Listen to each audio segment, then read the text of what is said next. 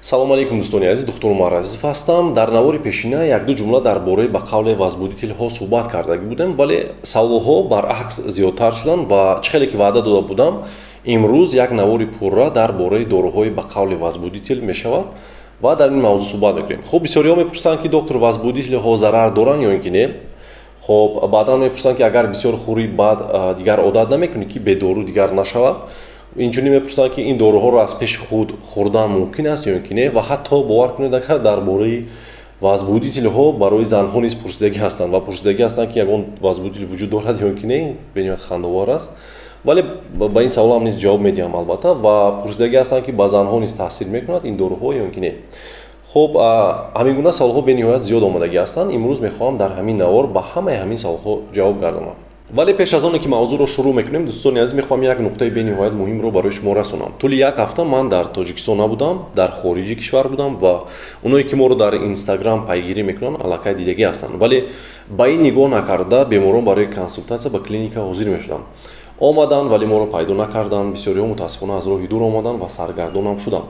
барои ҳамин ман ҳар маротиба, дӯстони азиз, такрор ва такрор мегӯям ки пеш аз оне ки назди мо меоед, барои чӣ масъалае ки набошад, барои маслиҳат кардан, барои ҷарроҳӣ, барои консултатсия, барои чӣ масъалае ки набошад, дӯстони азиз, аввал илтимос занг занед ва баъд биёед. рақамҳоро махсус барои ҳамин дар рӯи экран дар ҳар навор мегузорам. аввал занг занед, бо ёрдамчии мо маслиҳат кунед ва баъд биёед, то ки саргардон нашавед. як нуқтаи бениҳоят муҳими дигарро мехоҳам барои шумо, дӯстони азиз, расонам. ин дар бораи телеграм аст. бисёрии шумо мепурсиданд ки барои чӣ доктор дар фалон мавзӯъ масалан суҳбат намекунед дар YouTube, фалон доруро намегӯед. мутаассифона дар YouTube баъзе ограничениyaҳо ҳастанд, яъне гӯем ки маҳдудиятҳо намегузоранд ки мо масалан фалон мавзӯъро гап занем, фалон наворҳоро нишон диҳем.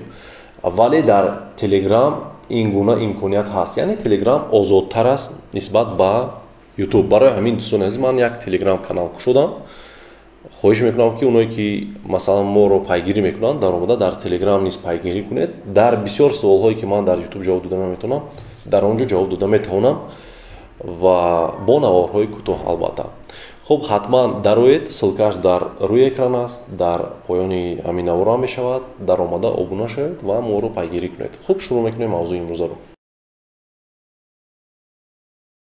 доруҳои вазбудител, дӯстони азиз, гуфта мардум доруҳоеро дар назар доранд ки мардум пеш аз алоқаи ҷинсӣ мехӯранд ва алоқаи ҷинсӣ мекунанд. дар тиб ин гурӯҳи доруҳоро ингибитор фосфодиэстераза пятого типа мегӯянд. виагра ва сиалисе ки шумо дар рекламаҳо мебинед, бениҳоят зиёд реклама мекунанд, ба ҳамин гурӯҳи доруҳо дохил мешаванд. вале бояд гуфт ки ин ду дорӯе ки ман номбар кардам бениҳоят қимат ҳастанд, ба хотире ки онҳо бренданд. ҳамин гурӯҳи доруҳоро албатта ки арзонтараш ҳам вуҷуд дорад. хуб, чӣ ҳодиса рух медиҳад ки ҳангоми истифодаи ин доруҳо мардонагӣ сахт мешавад? ҳангоми истеъмоли ин доруҳо дохилшавии хун ба худи узви мардонагӣ зиёд мешавад, чунки агар ба забони оддӣ фаҳмонем, истифодаи ин доруҳо ба он оварда мерасонад ки рагҳои хунгарди мардонагӣ яъне басе мешаванд ва хун зиёд вориди узви мардона мешаваду он сахт мешавад. вале мехоҳам нуқтаи муҳимро қайд кунам ки пас аз истифодаи ин гуна доруҳо мард бояд худаш ҳаракати бо оилаи худ алоқаи ҷинсӣ карданро дошта бошад. яъне масалан ин доруро агар истеъмол кунию рафта китобхонӣ кунӣ, намедонам шашки бозӣ кунӣ, ин дору албатта ки ба шумо кӯмак намекунад. бояд ҳаракат аз тарафи худи мард бошад. аввалин маротиба соли 1992 доруи виагра ихтироъ шуда буд, вале дар аввал барои дигар мақсад, барои табобати бемории дил. вале баъдан маълум шуд ки ба дил на он қадар, вале ба дигар ҷой таъсири хуб доштааст. ихтироъи ин дору, дӯстони азиз, бениҳоят қадами калон буд дар соҳаи тиб барои табобати бемории эректилная дисфунксия, яъне соз нахистани узви мардонагӣ. шумо худатон тасаввур кунед ки то соли 1992 бисёриҳо агар ба ин бемориҳо гирифтор мешуданд, бисёри онҳо мутаассифона табобат намеёфтанд. хуб, дар бисёр ҳолатҳо мутаассифона вақти табобат намеёфтанд, албатта ки дигар ба қавле узви мардонаро барои пешоб кардан истифода мекарданд. хуб, доруро бори аввал ширкати Pfizer баровардааст, яъне ҳамон ширкате ки якумин шуда ваксинаи COVID-19ро ихтироъ кард. бисёриҳо пурсидагӣ ҳастанд ки доктор, вазбудителҳо зарар доранд ё ин ки не?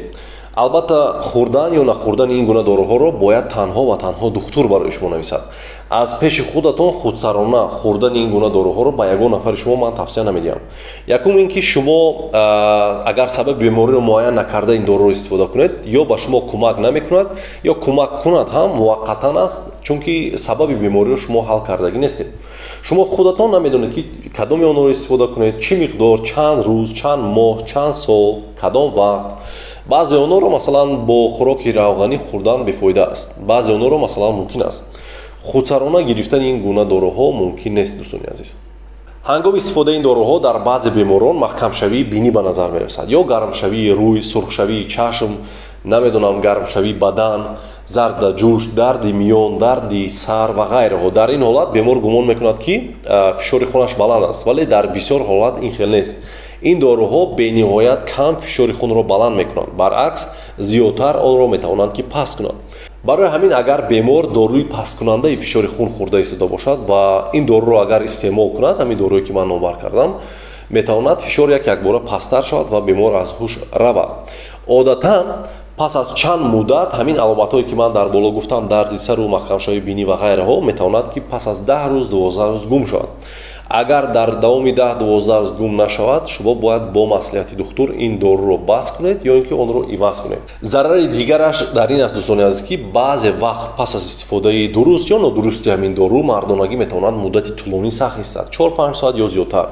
инро дар тиб приопизм мегӯянд, ки ба мардонагӣ зарари бениҳоят калон мерасонад, ки мардонагӣ метавонад ки як умр дигар кор накунад. ҳангоми тӯл кашидани эрексия ҳатман зуд ба духтур муроҷиат кунед. ин бениҳоят муҳим аст. доруҳои ба қавли вазбудитил ба якчанд беморон мумкин нест. масалан ҳангоми норасоии музмини гурда, яъне бемории гурда хроническая почечная недостаточность, яъне агар беморӣ кӯҳна бошад, ҳангоми пастшавии фишори хун ё баръакс баландшавии фишори хун, баландшавие ки онро контрол кардан намешавад. ба қавле агар гӯем фишори хун бозӣ мекунад.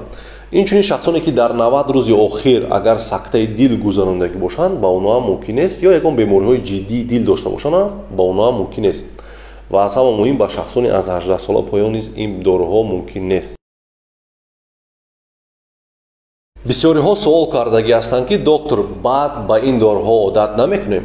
хуб, ин доруҳо одаткунӣ ё вобастагӣ, привыкание ва зависимость надоранд. агар духтур ҳамроҳ бо дигар доруҳо курси онро барои шумо дуруст нависта бошад, шумо метавонед масалан сиҳат шавиду онро дигар истифода накунед.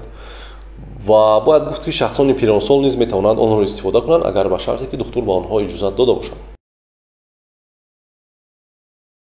бисёриҳо пурсидагӣ ҳастанд ки доктор, оё ин доруҳо ба занҳо низ таъсир мекунад ё не? ҷавоб медиҳам ки не, таъсир намекунад. барои занҳо дигар дору аст ки флибансирин ном дорад, вале якумаш ки ёфтани ин дору қин аст, дуюм ин ки барои занҳое аст ки аз 45-50 сола боло ҳастанд ва дигар хоҳиши алоқаи ҷинсӣ кардан бо шавҳари худро надоранд, умуман надоранд, яъне хоҳишро.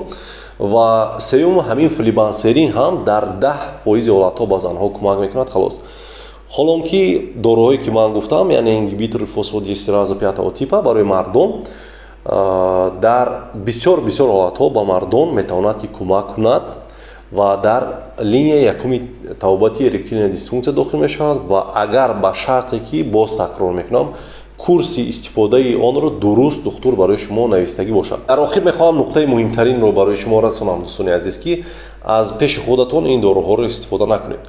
танҳо духтур агар лозим бошад ба шумо менависад, дар баъзе вақт лозим ҳам нест. танҳо духтур дозаи доруро барои шумо муайян мекунад ва мегӯяд ки шумо масалан 1 ҳафта хӯред, 1 моҳ хӯред, 1 сол ё 1 умр. танҳо духтур. барои ҳамин пеш аз истифода ҳатман аввал бо духтур машварат кунед. хуб, бори дигар такрор мекунам ки аз ин пас дӯстони азиз мо дар телеграм фаъолтар мешавем. ҳар нафаре ки телеграм дорад, марҳамат ба канали мо дароед. ман дар он ҷо ба саволҳои аҷоиб ҷавоб медиҳам, ба саволҳое ки дар инстаграм ва дар ютуб ҷавоб дода намешавад. чӣ хеле ки гуфтам, дар телеграм мо озодтарем. марҳамат, ссилка дар рӯи экран ҳаст, дар таги наворам аст, дароед ва обуна шавед. хуб, дар ин ҷо навор ба анҷом мерасад. худованд ҳеҷ гоҳ бемор нашавед. хайр.